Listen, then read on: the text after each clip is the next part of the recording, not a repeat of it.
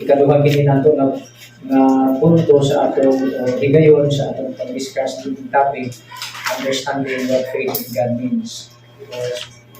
Subject nato kung unsa ang kahulugan ni anang pagtuo sa Dios. Ang kahulugan di ay sa pagtuo nato diya sa Dios mao kini nga kita ano ni kahadlok sa Dios. We fear God. May kahadlok kita kaniya. Kung kita may pagtuo kaniya, may kahadlok kita kaniya. Kay ang pagtuo nato kaniya mao katoy mag-agda sa atong pagbati nga mahadlok. Katong walay kahadlok, walay pagtuo. Kung isgutan nato dito sa nilabay nga maupod ka nato mga bata, katong mga anak nga ang mga anak basta dili gani siya gatuo sa iyang ginikanan kana walay kahadlok. So kay wa man siya kahadlok, kinahanglan siyang tudloan nga makabatulog kahadlok. The child must be taught with how to fear his parents. Kinahanglan nga ang tudloan ng bata nga makabatulog siya unsaon nga mahadlok siya sa iyang ginikanan. Trabaho na siya. Kaya ginikanan nga dili nato tudloan ang atong anak nga mahadlok sa ato, dili na sila mutuo nato. Di sila mahadlok? Ang pangutana, ang mga bata karon ngano kaha nga di sila mahadlok sa ilang ginikanan. Ang pagtuo man gud nila nga ang ilang ginikanan masayon-sayon ra nila, sayon ra nila nga suklan, sayon ra nila nga i-disobey, sayon ra nila nga dili sundon. Di ba? Sayon ra nila na para sa ila.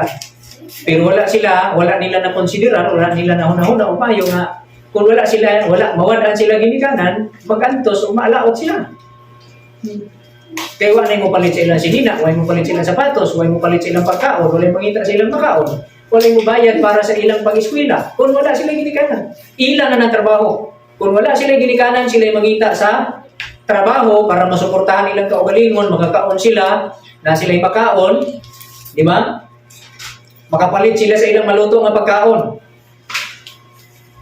Naapod sila ikapalit o gas para nga makapasiga sila ng ilang stove nga pangluto nila sila pagkaon. Pero habi nila, sayon na kayo magsukul-sukul sa ginikanan, sayon na kayo i-disobey ang ginikanan.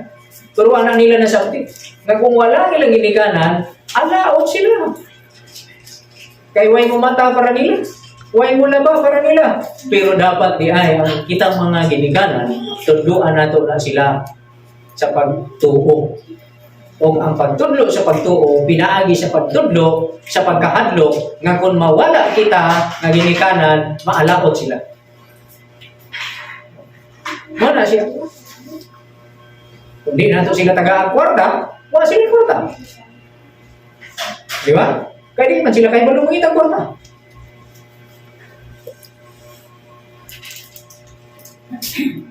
Muna sa eskwelahan ang gitrabaho sa mga maestra, gitudluan nila ang mga estudyante nga mahadlok sa ila.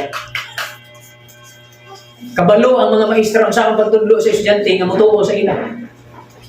Mutuo ang mga estudyante sa teacher kay mahadlok man sila sa teacher.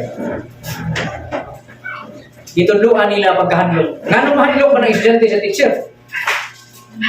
Kaya di man makapasar. Di man taga-agrado. Di ba? Kita kay graduhan magyapon nato atong anak bisag dili patuo. So dili mahadlok.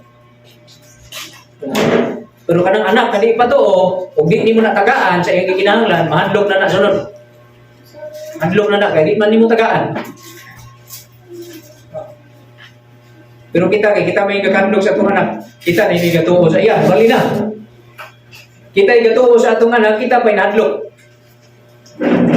Pero kita mga ginikanan, wakta maginahanglan sa ila, kay mabuhi mo ta sa itong kaugalingon, kaya mo na itong magtrabaho, kaya na itong maginabuhi. Kana sila, mahadlok na sila dapat, kay kaya, dili nila kayang maginabuhi sa ilang kaugalingon.